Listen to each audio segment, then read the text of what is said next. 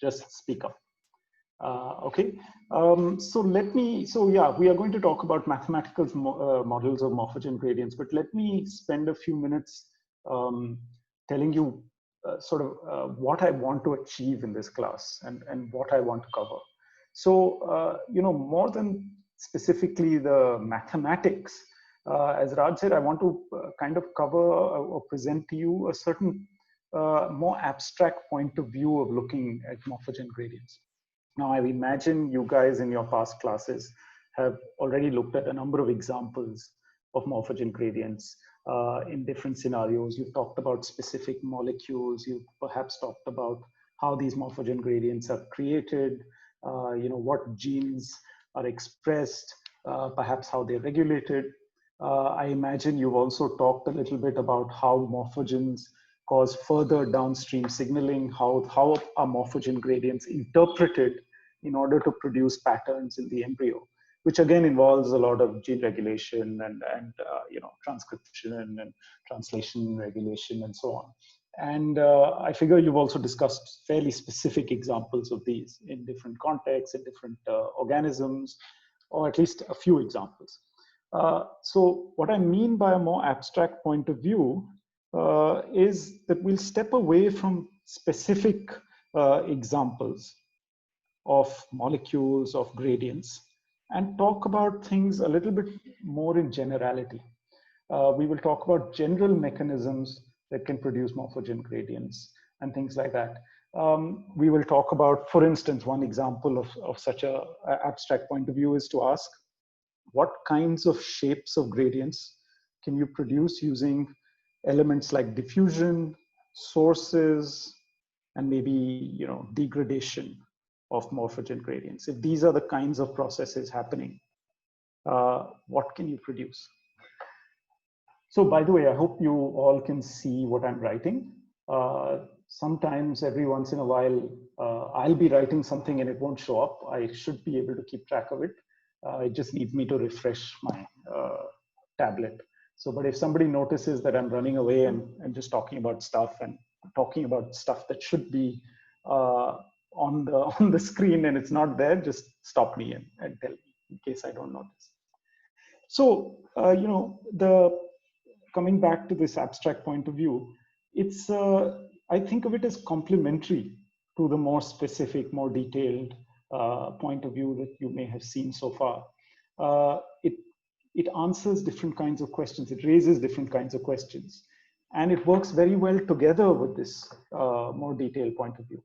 So asking a more general question about diffusion and degradation and what kind of morphogen gradients they can result in tells you something about the minimum kinds of ingredients required for certain processes, for certain kinds of gradients to form, and things like that. There are different kinds of questions that you may not necessarily be able to ask if you're looking at a specific example in a specific organism. But you must always go back with the abstract point of view and go back to specific examples and go back and forth to really see the value of it. So that's one thing that I kind of wanted to present in this class. The other thing is, of course, that as you read papers about development and morphogen gradients in particular, you will see more and more papers these days have mathematical models. So I want those of you who haven't really had maths training or physics training to nevertheless be able to look at these papers and get something out of it, to at least understand the basic processes, the basic logic of what people are trying to do in these kind of mathematical models. So rather than focusing on the maths per se and trying to go through any detailed mathematics, there will be some maths in this, but it will be more from the point of view of trying to understand what is the logic and what are the different kinds of elements people put together. So instead of actually building models, we will look at some very simple kinds of mathematical forms that people generally use for diffusion, for degradation, and so on, and just try and think logically about it instead of actually deriving everything mathematically. There will be a little bit of mathematics I will put in just in order to have some precision in our discussion. But the point is not so much to follow and be able to do the maths, it's to follow the logical. Okay. Okay, so that's, that is sort of preparatory remarks. I just wanted to you to have a sense of where this lecture will go. So coming back to this question that I've written down, what kinds of morphogen gradients and what kind of morphogen gradient shapes can be produced by very basic mechanisms like a source of a morphogen gradient, degradation of that, plus diffusion. This is a very general question. And it perhaps helps to try and focus this a little bit more by asking what use are morphogen gradients? What are the kinds of shapes that might actually be useful? What are the kinds of gradients that might actually be useful in an embryo or have a purpose in an embryo? Because in general, asking a very general question like this, the answer could also be you can get everything, anything you like. So, but we are interested in a specific situation. We're interested in a developmental scenario where an embryo is developing and using these morphogens to do something. So maybe let me open this out to the class. What in your reading and your lectures so far have you found are the uses of morphogen gradients? What are they used for in a cell? Does anybody want to mention something? Establishing body axes. Okay, great. So let me put that down as one. So let me write this down. I'll write this. What are gradients used for? And one is definitely establishing a direction used for in an embryo. Excellent. So let's say one is establishing a body axis. I will sort of call that like establishing a direction, a left and right, a dorsal, ventral, something like that, right? Anything else? Fate. Sorry? Fate. I didn't understand. Just repeat. Fate. Oh, fate. Yes, cell fate. Is that what you meant? Yeah, indeed. So that's, I guess, related to, I mean, it could be related to body axis direction in the sense that you want the cell fate in one part of the embryo to go in one way and the cells to go to a different fate in another direction. So maybe I can, that is, let's put it that way. This is a downstream consequence. But yes, indeed, you do want to set up cell fates. So what kind of, maybe I can amplify on that. What kind of information is there in a morphogen gradient that can be used to decide cell fate?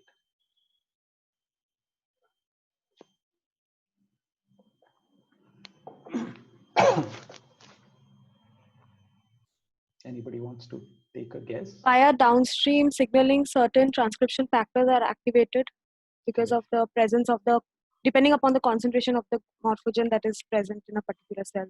Yes, absolutely. So the concentration. So let me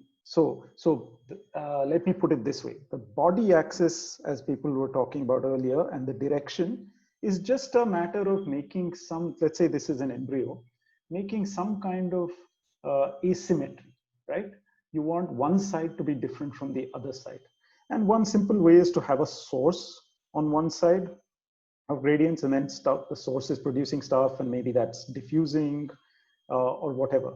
But already by having a source on one side and no source on the other side, that already produces an asymmetry, and you already get a difference in direction. You get an axis, so to speak, right? But the specific, so here to do that, you just need more concentration in one place than the other. But the second point, which has sort of come up, is that you can think about concentration a little more precisely, right? Concentration is not just more in one side of the embryo and less. It actually varies from one end to the other in a more quantitative way. So the fact that concentration varies and concentration can actually be detected along the way by further downstream signaling, downstream transcription regulation circuits means that the embryo, in some sense, is able to use and detect some kind of positional information. You may have heard this term, right, in the context of gradients. So what does positional information mean? It means that not only do you have an embryo that just, recognizes left versus right or dorsal versus ventral, you also have a fairly specific difference in the concentration as you move from left to right. And these differences in concentrations can be detected and distinguished from other concentrations, and that can be used to tell whether you are very close to the source, are you far away from the source, are you halfway through the embryo, are you 1/3, and so on. Okay, this is what one generally means by positional information, that somehow you can convert the concentration into some kind of measure of the precise distance you are from one end of the embryo. Okay, so to make that a little more precise, let's try to draw an actual gradient out and see if we can understand how positional information might work. So let me do the following. Let me, for simplicity, just imagine a line going through the center of the embryo, and I'm going to draw along this line. The distance will be called x, so that x is the distance from the source, from the left of the embryo, let's say, in this case. And I'm going to draw over here the concentration of the morphogen gradient, which I've called mx, as a function of x. Okay, this can take any different kind of shape. It's probably large up at the beginning, and then it kind of falls and goes down, right? But it could be other shapes. It could be a straight line, for instance, or it could be something more like that, say a sigmoidal curve. I mean, there are many shapes one could imagine, right, that this concentration could take. And the question is, how do you convert some concentration profile or a concentration gradient like this into actual positional information that you can use to create a pattern? So have people heard of the French flag model? We did cover it in one of our previous lectures. Right, great. So for instance, you would have seen a picture like this, the same embryo with this source over here and some kind of gradient as I have drawn, eventually leads in the French flag model to a sort of a boundary that is created, right? Say 1/3 of the way and 2/3 of the way. So let's say, just for argument's sake, this is some particular thing, and this is like 2/3 of the way, and this boundary is 1/3 of the way, right? So the question is, how is this concentration gradient converted into a specific boundary like this? And as somebody mentioned, it is indeed due to some kind of downstream sensing, some transcriptional regulation, something that triggers a cascade of events. But at an abstract level, what it really comes down to is deciding, so what you want is around 1/3 of the way or 2/3 of the way, you want to somehow recognize that your concentration has fallen from what it was at the left end of the embryo to some level. So you can imagine that there is some threshold level over here. Let me call this threshold. There is some threshold level that is detected. So one can imagine, and probably you already know of signaling systems and cascades that can do this, is suppose you can actually set up a signaling system that can tell whether m at x divided by m at 0, is this less than this threshold or not? And indeed, it's actually not very difficult to set up a little genetic regulatory system or a signaling system to do this kind of thing. Okay, to essentially use the morphogen gradient as some kind of, for instance, a transcriptional regulator, such that once its level falls below a certain value, then either a gene turns on or a gene turns off, and further events happen, and that eventually causes this boundary to form. And similarly, you could have a second circuit which looks at a second threshold, which is over here. and triggers various events at that second threshold of the morphogen gradient concentration to cause this second boundary to occur. So this is what is meant in a way by positional information. The fact that the morphogen gradient consists of a changing concentration profile, and there exists the possibility to create signaling or genetic regulatory circuits that are downstream of the morphogen gradient, which can detect certain thresholds, which can detect when the normalized value of a morphogen concentration has fallen below a certain threshold, when it has fallen by, say, twofold, or it has fallen by threefold, or whatever threshold you need. And you can create different patterns, as you can imagine, by using different thresholds, combining all these kinds of things. So Hi, this, yes, Sandeep. yeah. I had a question. So Yeah. I'm wondering, so with the variation in size of an embryo, let's Very say, good. how does this thing scale? Is Yeah. it scaled at the level of the concentration of the morphogen itself, Yeah. or is it downstream? Like you pointed out, these threshold detecting mechanisms. Is it at that level? Is that known? It is known. There are different kinds of things.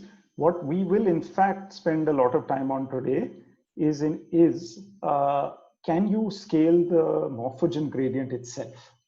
Okay. In practice, both things are used. There are examples, I think, where the scaling happens further downstream, which, in other words, the thresholds themselves depend on the length of the embryo, and whereas the morphogen gradient may not, and you adjust that. But in a way, it's more robust to do it at the morphogen gradient level. Because you're doing it right at the very beginning where you set this positional information. The further down you do it in the cascade, the more errors can happen and the more sources of problems where this kind of scaling and the patterning can go wrong. Okay, so, but this is a very important question. And I want to, in fact, come to this. So since it's come up, let us talk a little bit about scaling. So the point is, before I get to that, let me just say a little more about this. I've again taken a very abstract point of view in talking about this kind of thresholding. I'm saying there are some circuits. We can come up with some circuits. It's easy to make these circuits and so on. For the purpose of this class, we're not going to go into more detail about how this kind of measurement is done. Because I want to concentrate on some other things about how the morphogen itself is created. But keep in mind that this is something one can study, and people have studied in some detail, and there are research papers on this, what kind of circuits can do a measurement of this sort. For this class, let's just assume there exists the possibility, and it's easy to do, and one can make these kinds of circuits, which can measure this kind of fractional or normalized concentration. Okay, and one can compare it with a certain pre-decided threshold that is somehow hardwired into the various parameters of these circuits that are downstream, and use that to trigger various downstream events which can cause the creation of these kind of boundaries and further patterns. Okay, what we are going to do is next talk about scaling. So let's talk about exactly this question that came up and say, okay, we've got a possibility of creating some asymmetry, which we talked about here. We have a possibility of even more carefully not just creating asymmetry, but actually quantitatively figuring out whether where is the location of 1/3 away from the left side of the embryo, 2/3 or halfway or whatever ratio you want. But as has been pointed out, that's not the only feature that you want from a morphogen gradient. This is already pretty good. It's already on the way to creating nice patterns. But the fact is that embryos do differ in size and shape, and you want your whole system, or developmental system, to be somewhat robust to these kind of changes. Okay, so let's come to this scaling question now. So keep in mind that there are this kind of thresholding sort of possibilities there, and we will rely on that. So let's imagine, let me rub this out also. And let's imagine now a second embryo. Okay, I'm going to draw a second embryo, which is a little bigger. So this was embryo 1, and it was 90. Let me draw it below the other one. And let's imagine a slightly longer embryo, which is, let's say, just for sake of argument, it's a little bit longer. So the question is, with the same mechanism, this is one embryo, this is a second embryo, it's of the same species, it's the same organism. It's, maybe it's slightly bigger because it got a little bit more nutrition, or it grew in a slightly different temperature, or something happened in the very beginning that made it slightly bigger. But otherwise, the mechanisms creating the morphogen gradient are entirely the same. It's the same stuff, it's the same morphogen gradient, it's the same source which is sitting over here. The environment inside the embryo is pretty much the same, in the sense that, it's not that diffusion is going to be very different or anything. The question is, will the morphogen gradient be such that you end up getting the boundary in the same places? Or will you get a boundary which is better, which would have moved? I mean, you don't actually want this. Ideally, for a larger embryo, you still want the boundaries of your final patterns, let's say, or whatever patterns you're interested, to remain at the 1/3 and 2/3 scenario, right? You want these to be at 80 and at 40 rather than at 30 and 60. But what kind of morphogen gradient and what kinds of processes that create morphogen gradients would give you a morphogen gradient that already provides this kind of scaling? Okay, so just to give you a little bit of nomenclature, when you compare two different embryos like this and say one is bigger than the other, and we're looking at a certain snapshot of time in their developmental process, and we're asking, is this are the patterns scaled? This is called static scaling.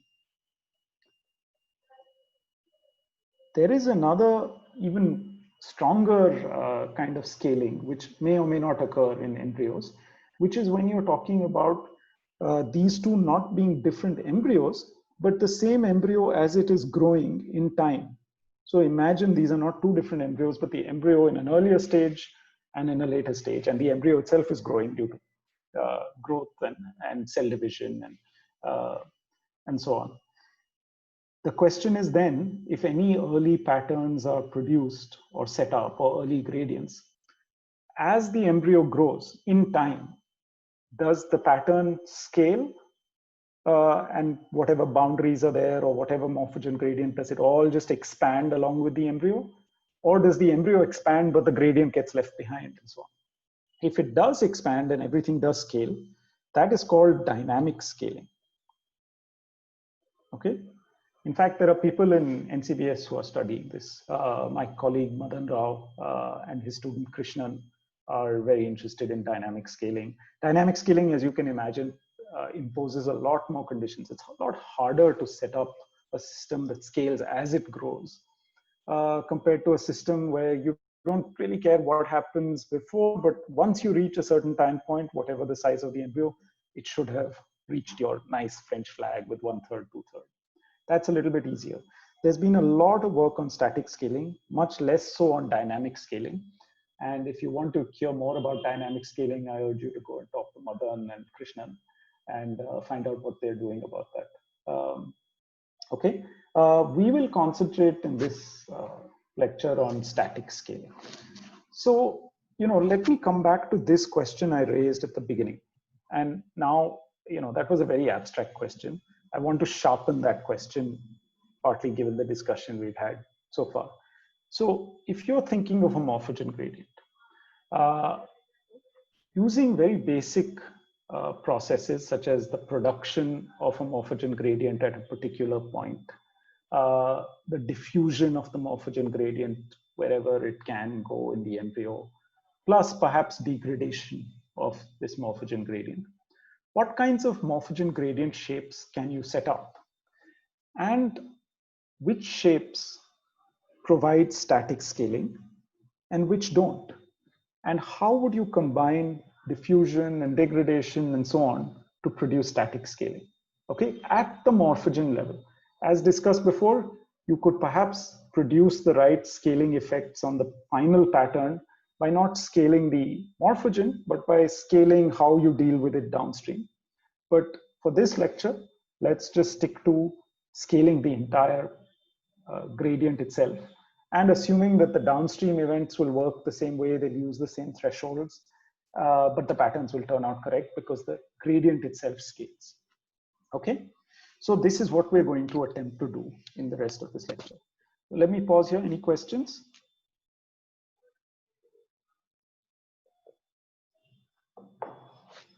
I have a silly question. Yeah. So does how far a morphogen sort of diffuse? I'm going to throw around words that I don't really know what they mean. Sure. But how far a morphogen diffuses, say, along from its source, let's say, that would be dependent on its concentration. Would that be dependent on its concentration? We will come back to that question. So we will talk a little bit about diffusion and how diffusion works and what happens. Okay. The short answer is, I mean, in some sense, yes. The more molecules you have, of course, over time, they will go fast. They will go further.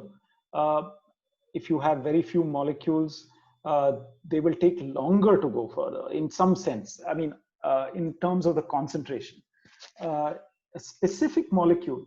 If say you were tagging a molecule and following it, it would be traveling and diffusing and moving away from the source at the same rate as any other molecule.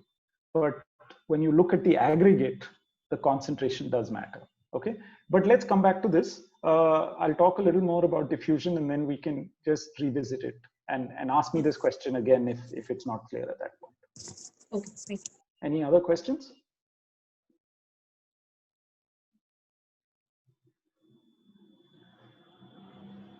Okay, and feel free to interrupt. Okay, anytime you like. So okay, so let me do one thing. I want to sort of talk a little more precisely and mathematically about static scaling over here. Okay, so we understand the concept of static scaling. We want these kinds of patterns to scale. We want the morphogen gradient to scale. But what does that mean? Is there a neat mathematical way of setting it up? And actually there is, and that's why I wanted to tell you. So if you remember, I had sort of drawn out, a morphogen gradient like this. And I said, oh, this morphogen gradient can take many different shapes. It could look like that, for instance, or it could be linear. And these kinds of things can sometimes, these shapes can be written in a mathematical way. Like this could be something like e to the minus x by 30 micromolar, say. This is just random stuff. This could be something like, something like 5 minus 10 into x. Or you could have something that's a little more like what people call a power law, which could be something like 1 over 1 plus x by 20 micromolar or something. There can be all sorts of mathematical shapes that are possible. And the question is, what kind of shape would give scaling, would give static scaling in the sense we want? So what we're going to ask is, let's say you had some kind of shape for for an embryo of size L, and you had some kind of shape like this.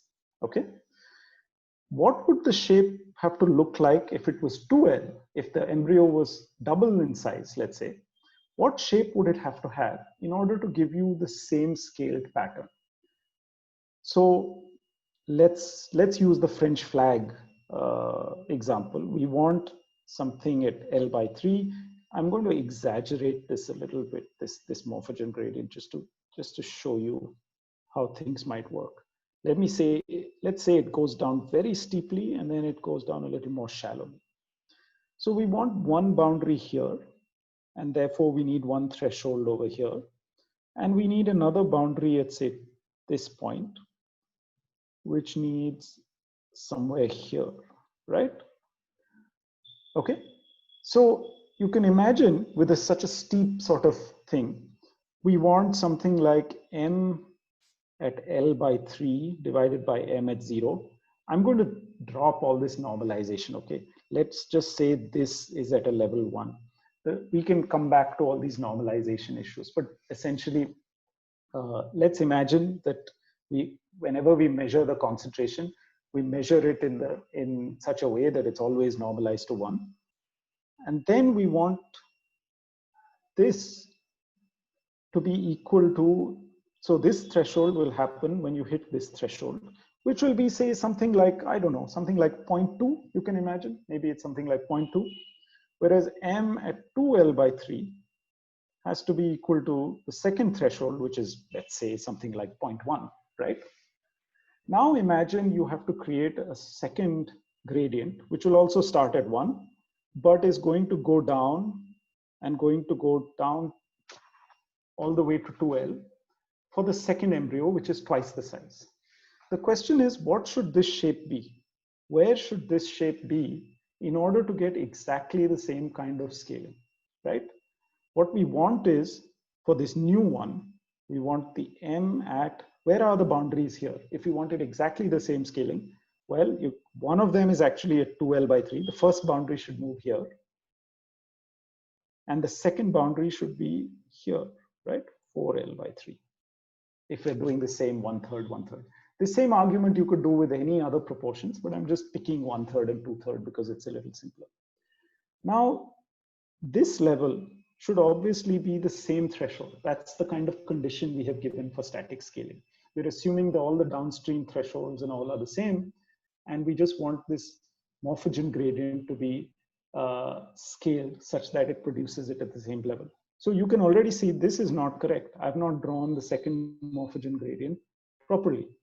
So let me rub it out and let me try and redraw this a little more properly. So what should happen? This is the threshold now hit with the new morphogen gradient at 2L by 3. Okay? Is that clear to everyone? Does that make sense? Yes. We're talking about 2 embryos. Yes. The second one is doubled. So that means it has to come and hit this point. Okay, very good. Now we have to look at the next threshold and extend it, and the way where it should hit is 4L by 3. So then this has to then come down and hit this point, and so on. And now I've done this just for 2 points. I've done this just for 2L by 3 and 4L by 3, and in the earlier gradient for L by 3 and L. But if you want the whole gradient to scale, you actually would do this for every point. So you can see that there's only really one shape that will work. If you want all the proportions to hold as you expand the embryo, and if you know what the original gradient looks like, whatever its shape, whatever the shape is, I chose some particular shape, I could have chosen a linear shape. There is really only one particular shape for the second embryo that will work and hit all the right thresholds at the right places. Is that clear? Yes. Perfect. Okay. So, in fact, the way to write this mathematically is to say that your M of X actually needs to, whatever shape it has, needs to have a form that looks like X by L. So it's some function of X by L. This function could be all sorts of different things. It could be e to the minus X by L. It could be 1 over 1 plus X by L. It could be 1 over 1 plus X by L squared. It could be, many other things. But essentially, wherever you find X, if you could write it mathematically, whatever shape you have, wherever X is there, it should always come in X and L ratio. You can confirm, I'll leave it to you as a little exercise, but it's basically the same thing as we did over here, is that if for morphogen gradient 1, you have a particular shape like e to the minus X by L, and for the second morphogen gradient, you have exactly the same, except you change your L to 2L, then these two gradients are what you will get, and they will exactly hit at exactly the right places you want. Any threshold you pick will be scaled perfectly. So this just, X by L, this just to, in case you come across this terminology, is called a scaling form. And it's kind of when one looks at mathematical models and one says, how do you combine diffusion and degradation in order to create a morphogen gradient? That shows scaling. What they're asking is, how do you combine diffusion, sources, degradation in order to get a morphogen gradient that has this scaling form? That has a form, if you could write it down mathematically, would look like some shape which is a function of x, but wherever x appears, it always appears in a ratio with n. Okay, so this is in a sense, now we are making this question that I started with more and more precise. So now I want to ask, in what ways can one combine diffusion, sources, and degradation in order to get you mathematical forms that look like this? Because if they look like this, whatever the precise function f over here, the precise shape of the gradient, it will scale properly. And that is obviously useful for an embryo. So let's talk about this question now. So the rest of the class, the point is to now show you different ways that people have tried to combine diffusion, degradation, and sources in order to get these kind of scaling forms. What kinds of processes and ways of combining them actually give this, and what kind don't. Okay, and we'll stick to some simple examples, and I'll point you later to maybe perhaps like places you can read about more complex examples which you can actually connect with real systems. We will stick with a little more abstract level. Okay, any questions here? I had another question. Yeah. Is there a way to check this experimentally? Yeah, absolutely. I mean, experimentally, really, the way to check it is to, in the case of static scaling, is if you can measure a morphogen gradient well enough, of course. If you can't measure the morphogen gradient, then you have no hope. But let's say you can tag it with some kind of fluorescent molecule and you can actually get, measure the shapes that I have kind of drawn here, for instance, this shape. If you can measure that, and now you do this over a couple of different embryos or multiple embryos and measure those shapes and measure the lengths of each embryo, you can do this. There's one very simple way of doing this. Let me actually, is if you are able to do these measurements, always normalize everything. So let's say you are looking at multiple embryos, and with one embryo, you got something like this as a function of x, but I'm going to now plot it as a function of x by L. So this will be 1. This will be the right edge of the embryo. This will be the left edge of the embryo. And let's say you normalize this also. This is 1. So this is the morphogen concentration normalized. This is the distance normalized. Now, if you measure it on a second embryo with a different length, and you find that the second one falls pretty much on the same level, and the third embryo falls pretty much on the same level, that's scaling. That's static scaling. Of course, there will be, error bars and so on. None of these things will ever fall exactly on each other. But within error bars, if you measure it in 2 or 3 embryos of different sizes and you find that they all fall on more or less the same curve, then you can say that this is static scaling. By the way, there are many examples where there isn't static scaling. Okay, and one can ask, why does that make sense? That means that a bigger embryo will not have it. Well, that's another question. Maybe there are situations and patterns where you don't need static scaling. But for now, for this lecture, let's stick to cases where it kind of makes sense. You're thinking of something like the French flag model. You're thinking of patterns that should scale. You're thinking of, I don't know, different body segments, and you don't want your head to be too large compared to your thorax or whatever.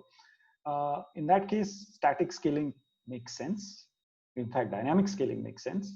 And you do expect gradients to form, which will experimentally fall on the same curve when you do this kind of normalization. Does that answer your question? Yes, thank you. Okay. Okay.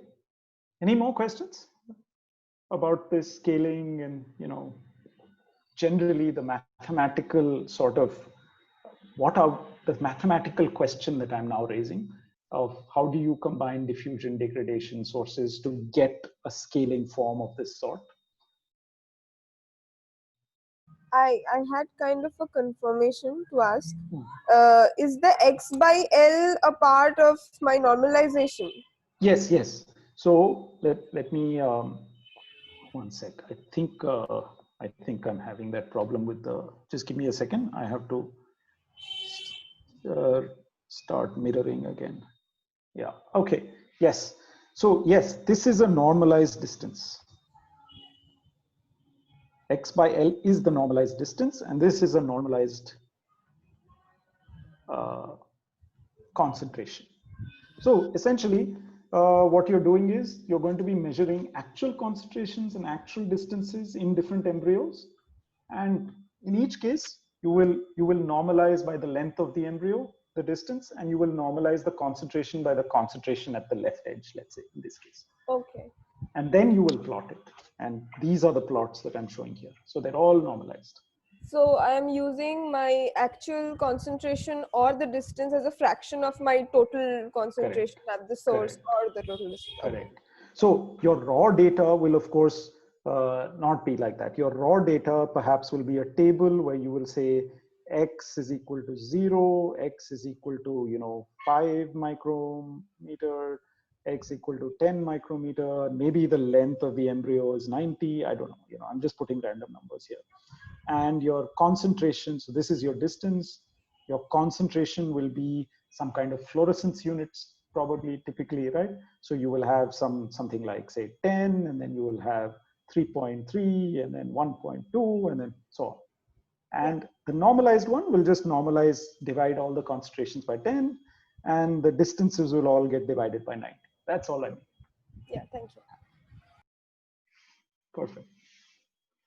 Okay, so let's move on and talk a little bit about diffusion. So I promised to talk a little bit about diffusion and give you some physical sense of what happens when diffusion. So you must have already heard about diffusion, right? At least in a verbal sense. So what do you think diffusion or diffusive motion, is there one thing that characterizes it? What do you know of that characterizes diffusion? Molecules move from a region of higher concentration to a region of lower concentration. Right, good. Higher concentration to lower concentration. Indeed, they do.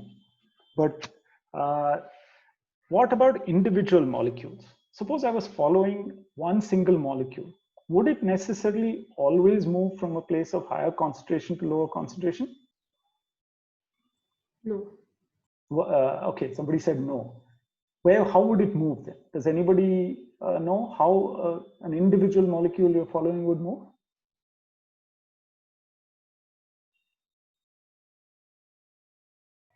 They would move randomly unless and until there is a uniform concentration. Right, okay, so random motion. So indeed, the one thing that characterizes diffusion and where diffusion arises is random motion. And we need to make this more precise. Random motion is what is really underlying all this. The consequence of that, in some ways, and I'll show you how, is that molecules on average at a concentration level seem to move from higher concentration to lower concentration. But it comes really from, at an individual level, completely random motion. No caring about concentration, whether you're at high or low and so on. And this sounds a little paradoxical, right? At the face of it, you're saying each molecule is moving randomly, but if you look at the whole population of molecules, they go more from high concentration to low concentration. How is that possible, right? Why isn't it just random? So here's the logic, and this is how to think about diffusion. So we'll come to a slightly simpler case, because thinking about diffusion molecules in 3 dimensions, or whether in an embryo or in gas molecules in this room, is a little bit hard. So let's imagine you are in some kind of 1 dimension. Let's say in an embryo, the embryo is like a line, and there are various locations on this line, and you can only be in one of these locations. I'll label these locations, let's say x equals 0, x equals 1, x equals 2, x equals -1. I mean, these labels don't matter, but just to put some labels. So imagine, and there are more locations this way and this way. I'm just creating a completely hypothetical, very simple scenario to understand it, and then we can see how to take this to a more realistic scenario. So imagine in each of these compartments or rooms, or these could be cells in an embryo, or they could be nuclei, and somehow you compartmentalize things around them. Let's say there are some molecules here. So let's say there are 2 molecules here, and there are 5 molecules here, and one, and a bunch of molecules there. Let me call the number of molecules at any time in a box X at time t n xt. Okay, so n of 0 at this time is 2. N of -1 at this time is how much? 1, 2, 3, 4, 5, right? And now imagine that each of these molecules is doing a random walk. It's actually called a random walk in this kind of scenario, but random jumps from one room to another. So let me say that in any small time delta t, a small tiny time interval, let's say 1 second or something, the probability that any molecule jumps is given by p of t. This is the probability of a jump. Okay, so p is some number which is typically pretty small, but it depends on what environment you're in, and is this in water, in air, what is the molecule, how big is it? So that might vary, but there's some probability. We don't care what the actual number is right now, but there's some probability it'll jump. And when it jumps, the molecule could jump either this way or this way with completely 50-50 chance. Okay, there's no distinction. It doesn't look at what the concentration is. It doesn't know how many other molecules are in the box. It only looks at itself, and it knows it's in this box, and it jumps either left or right or stays where it is. So what we want, is that clear? I hope the rules of this game are clear. This is just a game, and we'll see what this game results in. So what I want to do is ask at a time t plus delta t, what is the number of molecules in box X, given that you know how much it was at time t, at the previous time, right? So at this time, there were 5 molecules in this box. I want to know at time t plus delta t, will there be more than 5, less than 5? How many will there be? So let's see how we can calculate that. So firstly, some molecules will jump out, right? How many molecules will jump out? So I'm going to remove some molecules from this box. The number of molecules that will jump out will be nx t p delta t. Does that make sense? This is the probability of jumping of one molecule. This is how many molecules there are. So if you multiply them, that's on average, the total number of molecules that will jump out. We don't care where they go. We are only concerned with this box X over here. And we know that they will jump out. So I put a minus sign. But there will also be molecules that jump in from the sides, right? So there will be molecules that jump in from nx minus 1 at t. And how many will they be? Let's see if you agree with me here. The ones that jump in from -2, or the box on the left, will be this. Does everybody understand why I've put a 2 over there? Yes. Yeah. Everyone got it? But it's basically, just to reinforce, it's that because the molecules on the left will also be jumping in both directions. Some molecules will jump there, some molecules will jump into the box we are looking at, but some molecules will jump the other direction and you lose them. They won't come into this box X. Then there's the final term, which will be nx plus 1 t p delta t by 2, right? And this is all that can happen. If you take any box, the only things that can happen is some things move out and some things move in from either side. Those are the 4 things that can happen. And we've taken care of all of those in these terms. So let me write this out a little more neatly. I'm going to take this to the other side, and I'm going to write that as the change in the number of molecules, delta n, right? This is nx t plus delta t minus nx. I'm just taking it to the other side just so I can write it as the change. This is going to be nx minus 1 plus nx plus 1 minus 2 nx. I'll just tell you why I'm writing it like this. I'm pulling some things out. P by 2 delta t. Okay, I hope that's clear. The whole point of doing all this is simply to write it in a form that on the left side, I can bring the delta t. So this is some kind of constant multiplied by, well, I should put the t.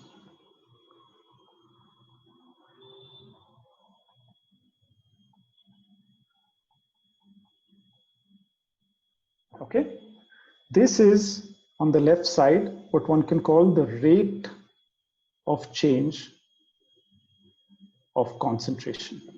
Well, you know, we are talking about numbers, but you can imagine you can do the same thing with concentration. If all of these boxes have the same volume, you could call these concentrations, right? So we have now written down a rate of change of concentration. Remember, every molecule is just doing its own thing. It's just doing random walks. It's doing its own thing. But now we can see from an equation like this, the other thing that was mentioned, that there is a flow from high concentration to low concentration, right? From this equation. So now let's see what are the consequences of having, say, high concentration somewhere and low concentration somewhere. So let's say there is a high concentration here and a lower concentration here. Or even let's forget about, yeah, let's do it like this. So there's a high concentration over here. What is going to happen? So let's put in some numbers, right? 1, 2, 3, 4, 5, 6, 7, 1, 2. So if one looks at this box as x and one puts in all these numbers, we will have 1 plus 2 minus 14. And that is going to give you a net of like, you know, what, minus 11, right? So things will flow out in the net of this box. This box, which had a high concentration, its concentration will lower because it's surrounded by boxes which have less. So now can you see how this, what we had pointed out here, how this works? Each individual molecule is really not looking at the concentration. It's not caring about left versus right. It's doing completely 50-50 chance of jumping left and right. It may stay where it is or it jumps left and right, but it does it with equal chance. Nevertheless, when you have a high concentration, you sort of flow away. And when you have a low concentration, surrounded by high concentration, things flow in. Does that make sense to everybody? Any questions at this point?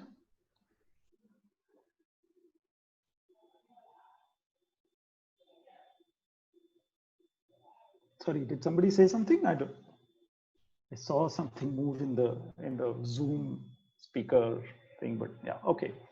Okay, if there are no questions, let's talk about the other thing. So when does things not move on the edge? Somebody said that things will move from high to low concentration until the concentrations even out. Let's check that case. Let's check the case where, let's say there are like 3, 3, 3. What happens there? There you have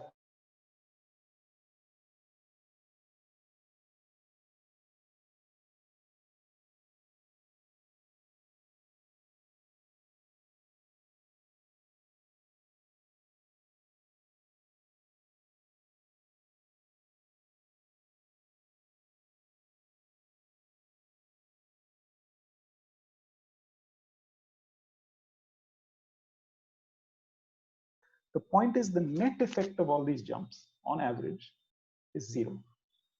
So it's not that molecules don't move. If you follow any one molecule, it will move. It will move there, it'll jump back, it'll go here, it'll come back. But if you look at the concentrations in each box, once they have equalized, they will not move. Okay.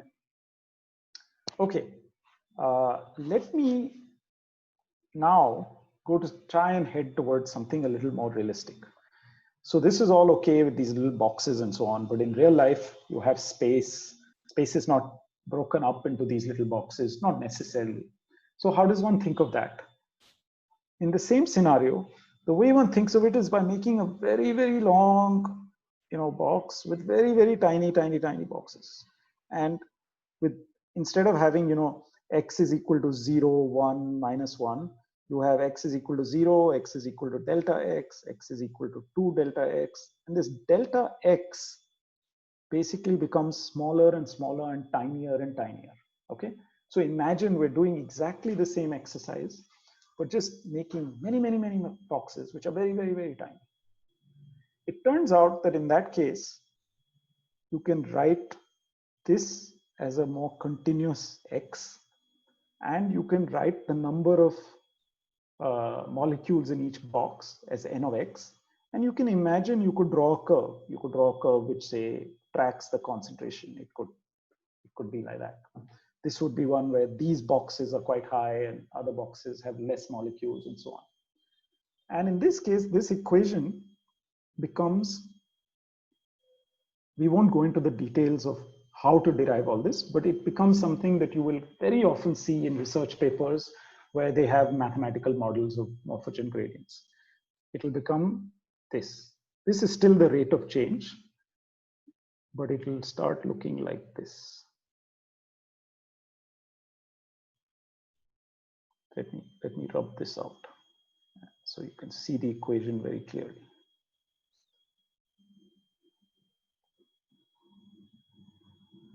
Okay, this part comes straight from there. It's exactly the same, the rate of change of the concentration at a particular location x and t. Maybe in fact, I should write it a little more properly. Let me do this a little more carefully. T n x t is t square n x t. Okay, this is the constant that comes here, and this stuff becomes this. Okay, it's exactly the same. There is no physical intuition that you get from this equation that you cannot get from that equation. So all you really need to do is remember, how this came about, which was just counting. If you remember, all we did was counted how many come in from the left, how many come in from the right, and how many go out from the box. That's all we're doing. And that gives you this equation down here, which is a very common equation. It's called the diffusion equation. And you will see this many, many, many times in papers. It's called the diffusion equation. And this D is called the diffusion constant. And you must have heard about the diffusion constant. This is a constant that can be measured. People have done measurements of, the diffusion of, say, glucose in water, or oxygen in air, or whatever have you, or a morphogen in an embryo. Okay, so these are actually measurable quantities. This equation has been carefully checked experimentally also. And when this kind of random motion is what underlies the motion of molecules, this diffusion equation is remarkably good and remarkably accurate. But, I don't want to get more into the maths of it, but I do want to give you some intuition about it. Yeah? What kind of behavior does this kind of give? Let me stop for a second here. Any questions before I talk a little more about diffusion and what kinds of motion it produces, what changes to concentrations it produces?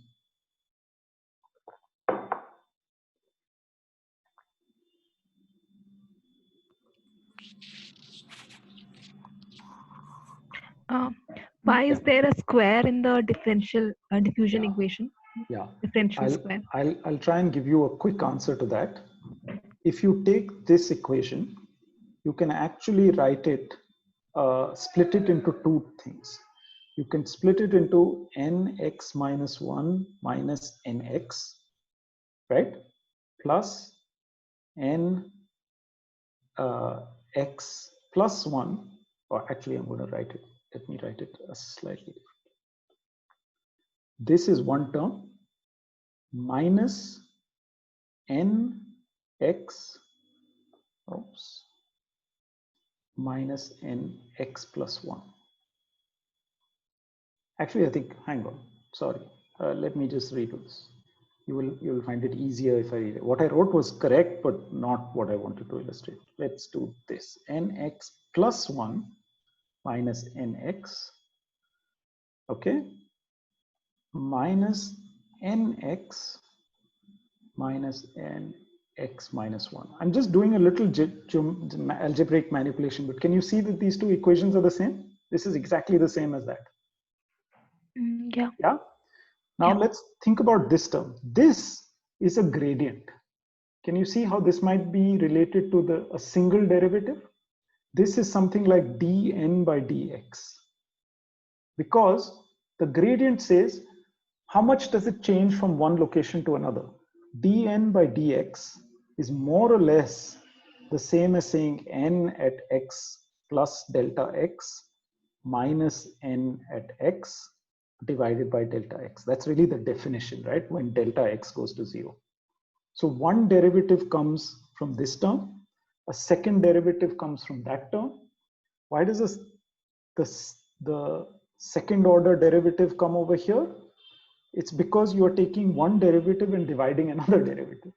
In a way, you are saying this is equal to dn by dx at x plus 1 minus dn by dx at x,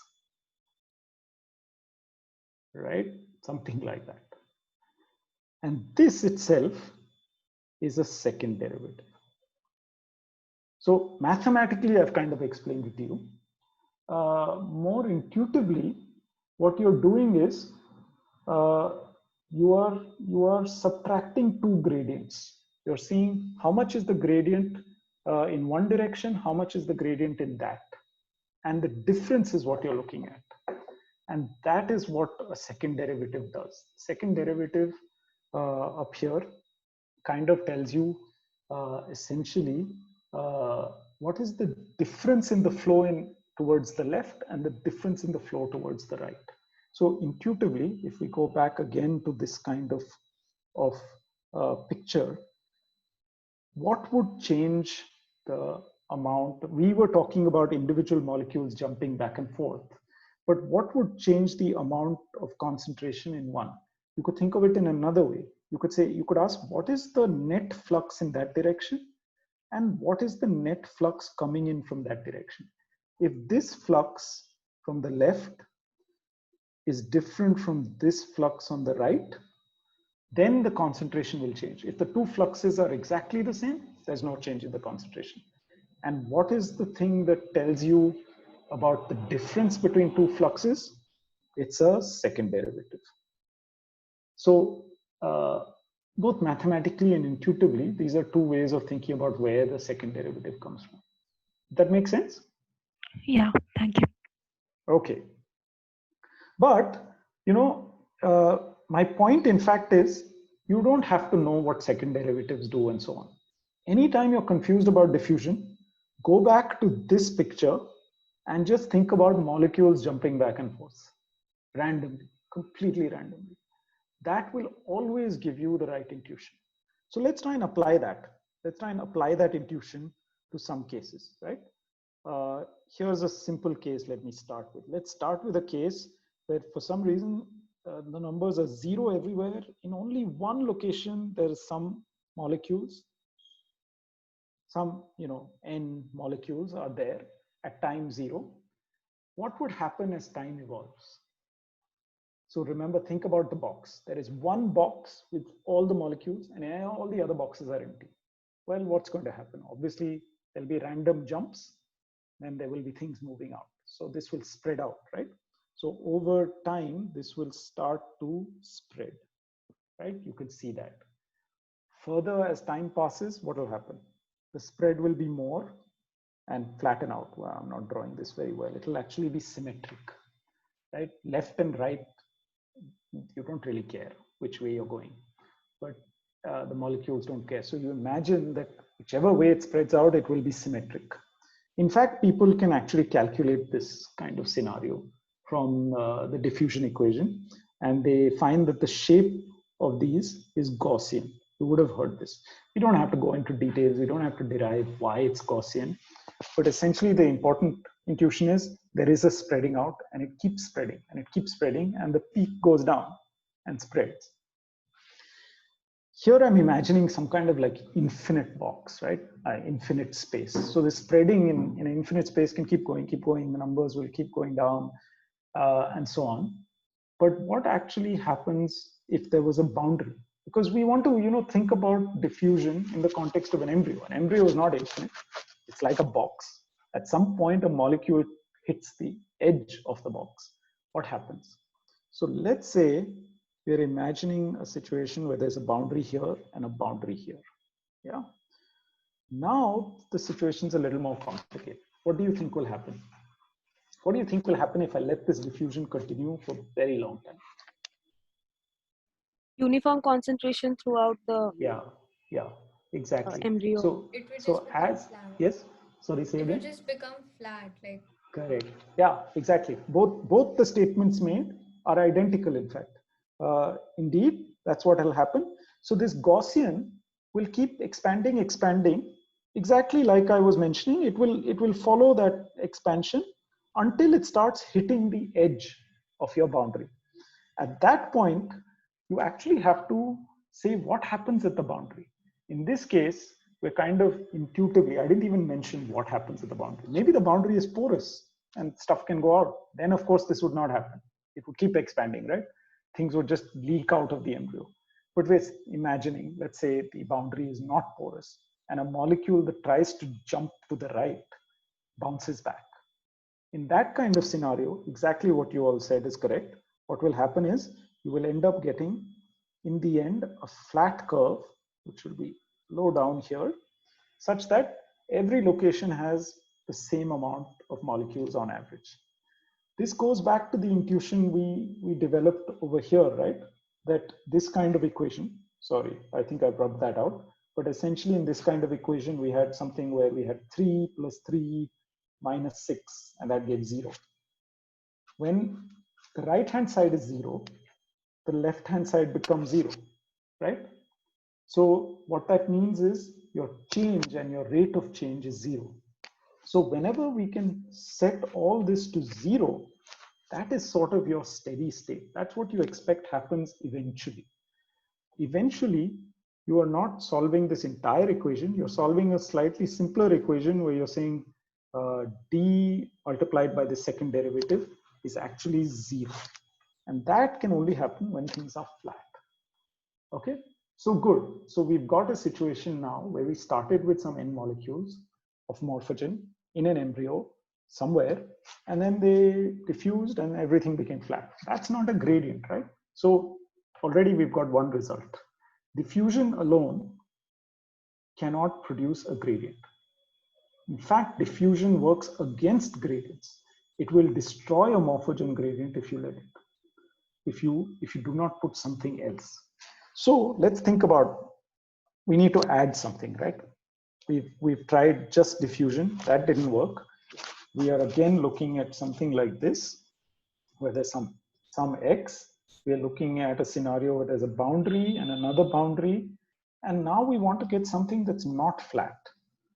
Well, one way, as you can imagine, is to put a source somewhere. So let me dump a source somewhere in here. Now, what's going to happen as the source? Now you can imagine that there could be a gradient because diffusion is trying to even things out and flatten things out. But the source, which is not everywhere, but only in one location, is pumping new stuff in at that location. So you could imagine that there could be something like this, right? You could imagine this is the concentration of your morphogen, let's say M of X. You could imagine that the source pushes the concentration up over here, whereas diffusion is making things flow this way and this way, but diffusion doesn't work fast enough. If your source is pumping things quickly enough, then your diffusion cannot keep up and you could get a gradient. This is okay. In fact, you can. But there is one problem with this, which is that the total number of molecules in your box are going to keep going up, right? So over time, this will start going up. Sorry, this is very badly drawn. And up and so on. So even if the shape stabilizes, the total number of molecules is just going to go up, right? That makes sense, right? We have a source. See, this is still abstract games we're playing, but we have a source, we have diffusion. We have nothing that destroys the morphogen in this scenario yet, right? Now, of course, this is not realistic. In most cases, in a real embryo, there will be degradation. There will be degradation of various sorts. Most molecules have, some amount of spontaneous, they have a half-life. They will just get destroyed over time due to various passive processes. But there might also be active degradation, right? So if you did, yeah, go ahead. Sorry, I had a question. Can you go back to that previous? Sure. Yeah. So I was wondering, you did mention one of the conditions as being that you're allowing this to diffuse for like infinite time. That was, so, yes, infinite time. Very good. Yes, that's a good question. Yeah. Go ahead. So then, what would that yellow bar line kind of be like at a point before? Is it going to be like a kind of like a U? Yeah, where I'll tell you. Where it's higher. Oh, sure. Yeah, absolutely. No, in fact, what it'll look like is a little bit like this curve that I drew over here, but it'll get flatter and flatter. Let me actually draw that out for you in a little more clearly. So here it is. Maybe I'll just put the boundaries at 0 and 1. What will happen is, just as it starts touching, I'll draw this a bit bigger. Just as it starts touching the boundary, it'll look like that. Then it'll start hitting the boundary and it'll look like that. And then it will slowly flatten out. And indeed, strictly speaking, if this is flat, strictly speaking, it takes infinite time to get there. But in practice, it's not infinite. In an embryo, it depends on the diffusion constant, it depends on various things. But after a while, it'll be so close to flat that you can't distinguish it from flat. In a real embryo, there'll also be noise, there'll be fluctuations and so on. So given all that, in practice, it actually becomes flat at a finite time or close enough to flat for all practical purposes. Mathematically, technically speaking, it only becomes flat at infinite time. But just before it becomes flat, it will be like this. It will be slightly lower at the boundary and slightly higher in the middle. And it will slowly just subside and become flat. Does that answer your question? Then, yeah. Yes. So I was wondering then, can that be a way of establishing a pattern? I mean, if you just restrict the time for which you allow the morphogen to diffuse, that would definitely give us a pattern. And if so, is it, and now I'm thinking, is there like a term for it that one can put it into an equation? Is that done? Yeah, absolutely. So, a lot of the research work on morphogen, mathematical morphogens and gradients and so on, did for a long time think only about steady states. And to be fair, we are also in this lecture going to mostly, whatever time is left, I'll tell you a little bit about steady states and about getting scaling at steady states and so on. However, there is some recent literature which is actually talking about exactly what you're saying, is that you may not be waiting for a morphogen gradient to reach steady state before you start making the patterns, before you start using it to create patterns. And this has opened up a lot of questions, of course. It's a little harder to think of because the steady states are easier to think of, whereas the process by which you reach a steady state is quite complicated sometimes, and lots of stuff can happen along the way. And it's harder to know what patterns are possible to produce and not possible to produce. This is actually an active area of research.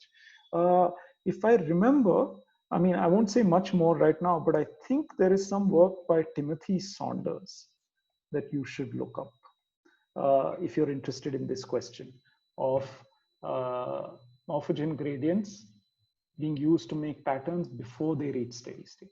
He has looked a little bit at this. I mean, I'm sure there are many others, but this is the name I remember right now. And if I find some more things, I can point you to that. But You're absolutely right. You know, very often when one looks at mathematical modeling, not just mathematical modeling, but even experimental work, sometimes one looks at very simple scenarios that one can first imagine. In real biological systems, they don't care about steady states versus not, or this or that, or whether it's mathematically complicated or not. They're just doing their stuff. And they're probably using whatever mechanisms they can.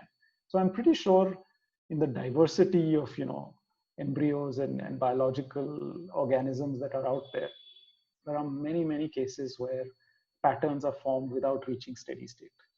So, but there are also cases where patterns are formed after reaching steady state or practically reaching steady state. So both things are useful to study. And in some sense, the point of studying the simpler case first is just to get some intuition, which you can then go to the more complicated case and use. I hope that somewhat answers your question. Yeah, thanks. Yeah, Sandeep, Yeah. so I have another question like related to this one. So when you talk about this mathematical model where the boundaries are not porous Yeah. and at the infinite time, so wouldn't these morphogens would be accumulated at the boundaries and it would look like a U shape or like sort of more accumulation at the boundaries with this model? Yeah, if you just have diffusion, that won't be, and you don't have a porous boundary and things just bounce off the boundary, you will not. Eventually, you will not have a U shape because you think again of the equation, the diffusion equation. If you did get a shape which looked like this, over here, there is a higher concentration compared to just slightly to the left. So diffusion alone would start to redistribute the molecules that way. And this would start getting flatter. So think of diffusion as just flattening all gradients. That is really diffusion's job. Diffusion is just flattening gradients and moving things effectively from high concentration to low concentration, whichever way it is. Doesn't matter if it's outward or inward or whatever. So in the absence of a source, that's true. With sources, of course, things are complicated because a source is pumping stuff in and diffusion is trying to send stuff away to equalize the concentrations. So now, there's a question of time scale. Is the source stronger than diffusion? If diffusion is very strong and the source is very weak, then you will get something that's practically flat anyway. It'll be like diffusion is not even seeing the source. It'll be much more like it'll be just maybe a little bit of a kink over there and then practically flat, and then it'll just keep going up. But if the source is strong and diffusion is not able to keep up, then you'll get something more like what I've drawn here.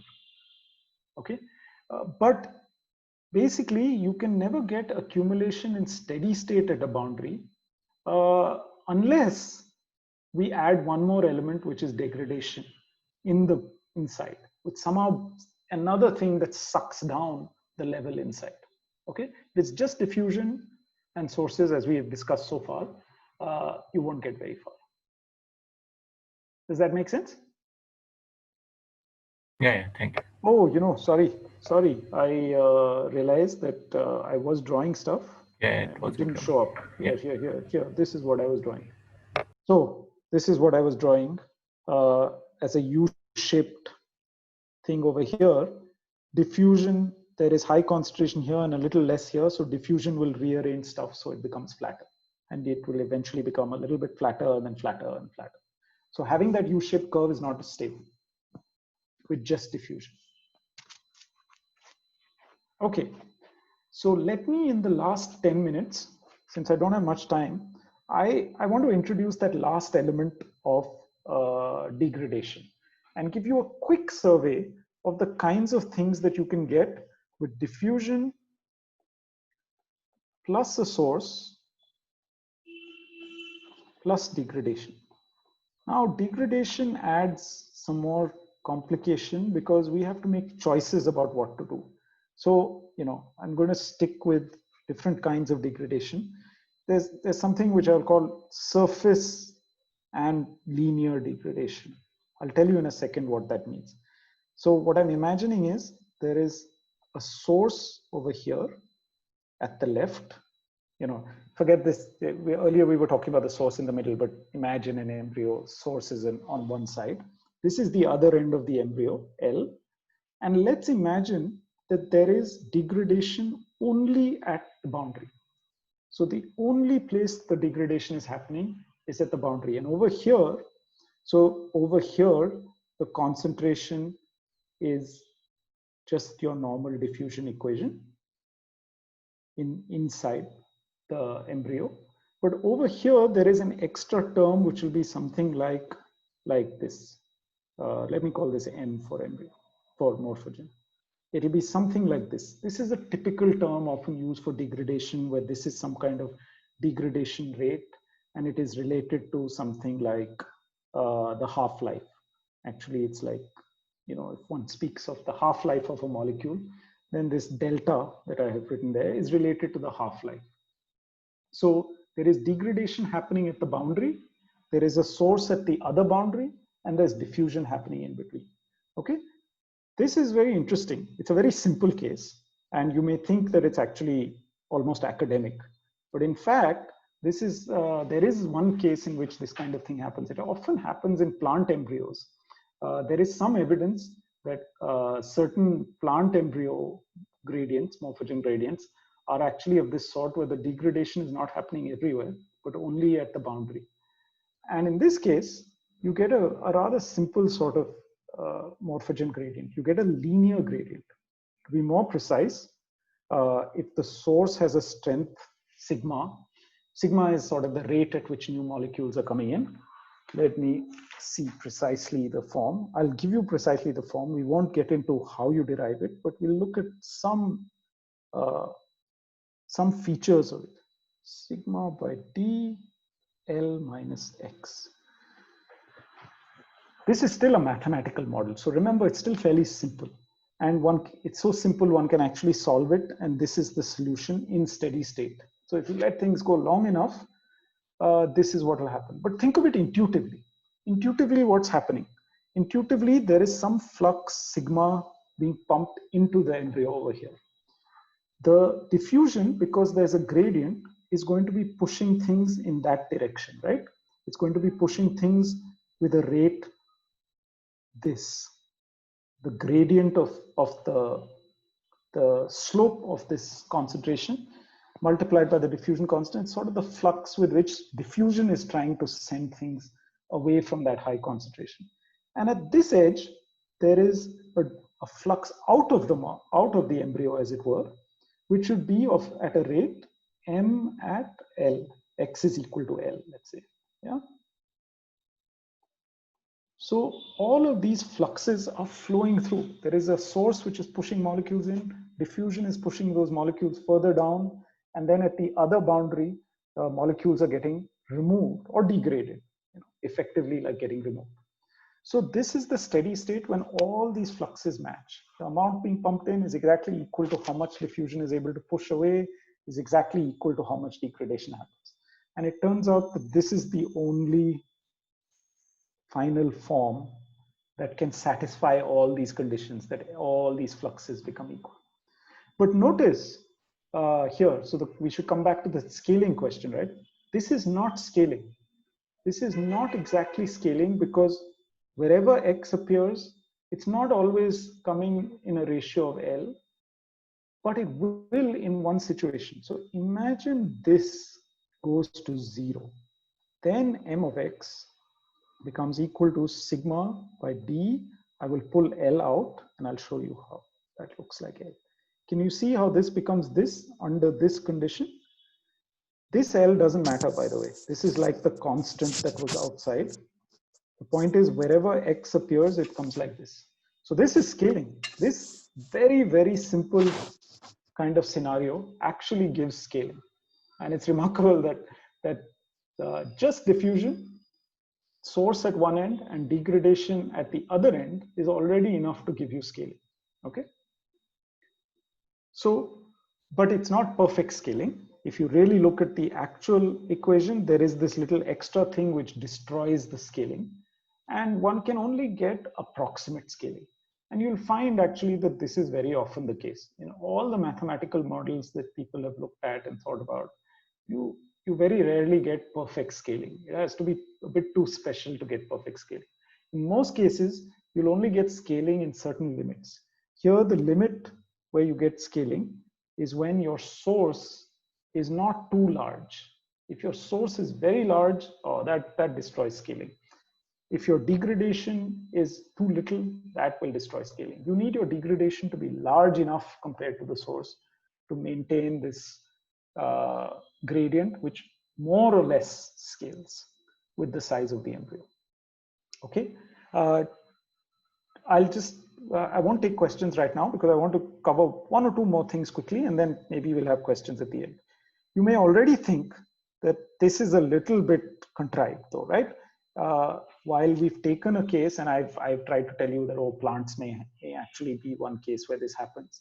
We know that in a lot of other embryos, like Drosophila or something, morphogens are not degraded only at the boundary. They are very often degraded in the bulk, right? So let me get rid of this and make some space for one more case. So let's talk about degradation within the volume. I call this surface because the degradation was only happening at the edge, at the surface of the embryo or the edge. But let's talk about a case where the degradation happens inside. Now your equation will be slightly different. Your equation will have one more term. We have our usual diffusion, but now I'm saying that everywhere in the embryo, whatever your x, whether you're here or here or here or at the edge, doesn't matter, you will have a degradation term. Very similar to the degradation term I had put in over here, except this was only at x is equal to L, whereas this degradation is happening everywhere. Now that changes the shape. What you end up getting in this case, in steady state, again, there is a source over here. There's a source which has a strength sigma, is you end up getting an exponential shape. And to be more precise, it ends up looking like something like this, a constant multiplied by exponential of minus x and d by gamma. Okay. This again just falls out of the mathematics, but the point is you can kind of see a little intuitively how this shape becomes this. This linear thing was coming because there was only degradation right at the end. Now you imagine there's degradation happening everywhere. So you can imagine that it kind of gets pulled down everywhere, right? It gets pulled down more the further it is from the source. The source is keeping that part still up. And therefore you get a shape like this, which kind of curves downwards. So although I'm not going to go into the derivation of why we get an exponential rather than some other shape, I think you can kind of understand that degradation everywhere will curve it downwards, okay? But the crucial part of this is not scaling. There is no way to get this kind of thing to look like some function of x by L. It's just not possible. X, where it appears, is appearing with some completely different length scale involved, right? This you could write as not x by L, but x by some constant, where this constant is in fact gamma by d, which has units of a length. This is units of a length. And that length, it sort of tells you that there is actually a very fixed length scale over which this one goes down. Over this length, you go down from 1 to about 1/3, and then each time you go out in the embryo by the same length, you go down by another 1/3. And it doesn't matter if the embryo is doubled, you will still go down on the same length scale. So this is very much not scaling. And this sounds like a bit of a problem, right? Because in some ways, this kind of degradation happening everywhere sounds like it's pretty common. Like that is in fact what happens with bicoid, for instance. The same person I talked about, Timothy Saunders, has done some measurements of bicoid gradients, and he shows that there is this degradation, and in fact he finds exponential gradients, and this suggests that that kind of exponential gradient is not scaling. So maybe in those cases you don't need scaling. That's the point. Okay, So let me wrap up. Sorry, I've gone a little over time, but let me wrap up quickly by telling you what people did when they were faced with this kind of obvious scenario not giving scaling. They decided, oh, maybe things are a little more complicated. So maybe let us look at nonlinear degradation. And they wrote down an equation like this, rather arbitrarily, actually, the first time people tried this. For no real reason at all, they wrote down something like m squared. And funnily enough, this gives you a gradient, which actually does. It looks something like this. This is some constant, and it looks like x plus some other constant to the power squared. Now that doesn't look scaling initially, but if epsilon goes to 0, then you can see that this looks a bit like some constant. You can write this as something like L by x squared. I mean, this A will get another L, but all that can be absorbed into a single constant. And you can write it as scaling. So suddenly, by making this kind of funny nonlinear degradation, they managed to get it. But it's a very sensible and obvious question to ask. What does this mean? And why should you imagine that morphogens do this? And why would the degradation be nonlinear? And in fact, that's the point where it starts to get more useful to go back from this very abstract level. We found out that certain kinds of nonlinear degradation can give scaling gradients. But this is the point where you have to go back from your abstract point of view to the more detailed point of view and ask, what are the mechanisms? Do we actually see nonlinear degradation? Do you actually find more complex scenarios in a real organism where morphogens are maybe interacting with other things, where this effectively works out like this? And in fact, there is some work that has been done where people have found that morphogens activate the production of another protein, which they call the shuttle, which forms a complex with this, and this diffuses at a different rate from the morphogen alone. And all this can actually give you something like that. I will point you at this point to a book by Uri Alon called Introduction to Systems Biology. Okay. We are now, with these more complex scenarios, getting into a rather large field which you may have heard of, which is called reaction diffusion systems. And Alan Turing, if you've heard of, is one of the people who sort of really started this whole field. And he was thinking about diffusion, degradation, and sources as we've looked at it, but with the extra element that there might be more than one thing diffusing. There might be one morphogen and something else, and another chemical, and possibly 3 or 4 or n chemicals, and they might also be doing chemical reactions between themselves, forming complexes, degrading others, whatever chemical reactions you want. This rather large, more general sort of case is what we are just about hinting at by looking at this nonlinear degradation. But it's a very large field, but it's a field that's very fascinating, and it talks a lot about morphogen gradients. It has a lot to say about what mechanisms can produce what kind of gradients and what kind of scaling.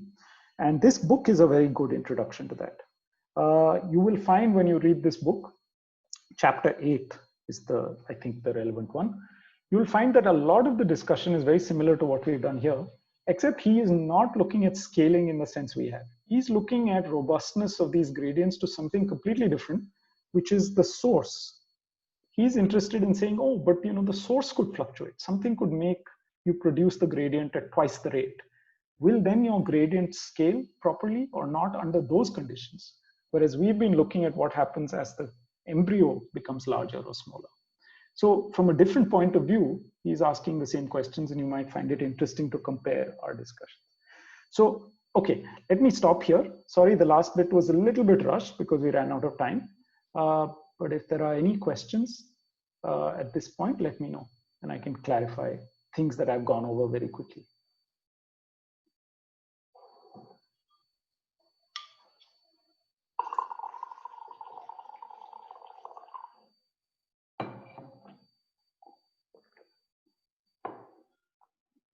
Maybe just to recap for all of you, what we have done, I hope what I've done, the two things I wanted to start off at the beginning. One is I wanted to give you a certain sense of what an abstract point of view can be. What kinds of questions can one ask? And the kind of question we have focused on is to say, if you have rather generic mechanisms of diffusion plus a source plus degradation, what kind of shapes can you get of a gradient? Can you get gradients? What is needed? What's minimum required for a gradient? What kinds of gradients can you get? And what kinds of things do you need to combine in order to get gradients that have this very particular scaling, static scaling kind of shape? That's one kind of question an abstract point of view can give you. But I hope I've also shown you that very quickly, as we got into this nonlinear case, you can also lose connection with real life, right? If you just stayed at this abstract point of view. So once we get to this point where we're looking at more complicated degradations, it's important to go back and think about the real mechanisms and real examples and reorient yourselves. So somehow these two approaches combine very well, I think, and both are important. And the second thing, I hope I've given you some understanding of diffusion at least, and how to think about diffusion, and particular kinds of mathematical equations that sometimes come up in these papers which talk about morphogen gradients. So hopefully, if you come across an equation like this, it will not be completely unfamiliar to you. You will know what a term like this looks like. You will know what a term like this means, and you'll have some sense what they are trying to do. So given that, any questions, anything you would like to clarify? Otherwise, we'll end this session.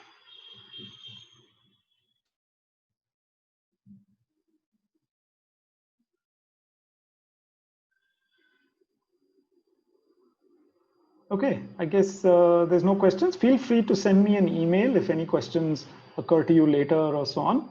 Thank you all for listening and being here, and sorry for going a little bit over time. And thanks very much. Thank you. Thank you. All right, bye-bye. Thank you. Thank you. Thank you. Bye-bye. Bye. Thanks, Sandeep.